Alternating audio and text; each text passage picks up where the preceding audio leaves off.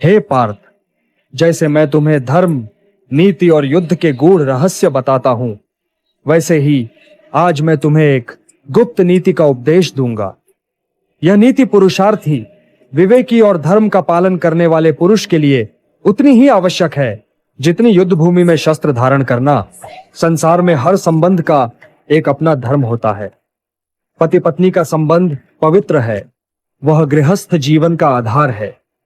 किंतु जैसे अग्नि में आहुति सीमित मात्रा में ही डाली जाती है, वैसे ही जीवन के रहस्य भी सीमित रूप से ही प्रकट किए जाने चाहिए, क्योंकि जो कुछ संपूर्ण रूप से उजागर कर दिया जाता है वह समय आने पर शस्त्र बन सकता है। पार्थ, स्त्री का हृदय करुणा से भरा होता है और उसका स्वभाव संवादशील है। यह उसकी प्रकृति है, उसका दोष नहीं। किंतु यह भी सत्य है कि भावनाओं के प्रभाव में वह समय समय पर किसी बात को अनजाने में बाहर प्रकट कर सकती है। जिस प्रकार बादल में गड़गड़ाहट अवश्य होती है, वैसे ही भावुक मन कभी न कभी अपने भीतर का भेद खोल देता है। पार्थ, धर्म में मौन को तब बताया गया है। मौन केवल वाणी को रोकना नहीं, बल्कि उचित समय तक उचित बात को छिपाकर रखना भी है। जैसे यज्ञ की अग्नि को ढक कर रखा जाता है ताकि वह मंद न हो, वैसे ही पुरुष को अपने विचार और योजनाएं समय से पहले उजागर नहीं करनी चाहिए। गृहस्थ आश्रम में पति पत्नी का संवाद प्रेम, विश्वास और कर्तव्य पर आधारित होना चाहिए। किंतु विवेक यह कहता है कि जो बातें समाज, राजनीति, युद्ध या व्यापार से जुड़ी हों, उन्हें सावधानी पूर्वक संभाल कर रखा जाए। मैंने गीता में कहा है, उद्धरीदात्मना आत्मानम नात्मानम अवसादयेत, अर्थात मनुष्य को स्वयं अपनी रक्षा करनी चाहिए, अपने को पतन की ओर न ले जाए।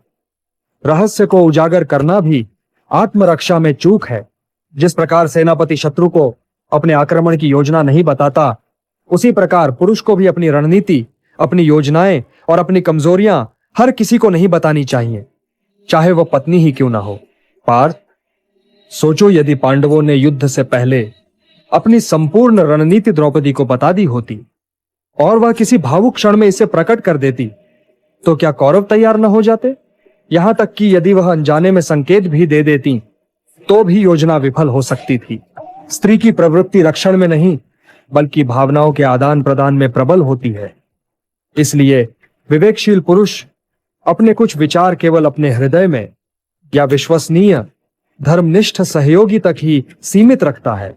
यह मत समझो कि यह उपदेश पत्नी के प्रति अविश्वास है। नहीं, यह तो परिस्थितियों के अनुसार धर्म का पालन है। पत्नी से प्रेम, स्नेह और आदर अवश्य करो, परंतु अपनी नीति और रहस्य उतने ही प्रकट करो जितना आवश्यक हो। रहस्य वही है जो मन, वाणी और कर्म से सुरक्षित रहे। हर संबंध में मर्यादा होती है और रहस्य की मर्यादा सबसे ऊंची है। जो पुरुष अपने भेद की रक्षा करता है वह संकट में भी अडिग रहता है।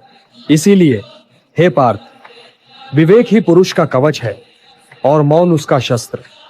जैसे धनुर्धर अपने तीर को समय आने तक तरकश में छिपा कर रखता है, वैसे ही पुरुष को अपने रहस्य अपने हृदय में छिपा कर रखना चाहिए, चाहे वह अपनी पत्नी ही क्यों ना हो।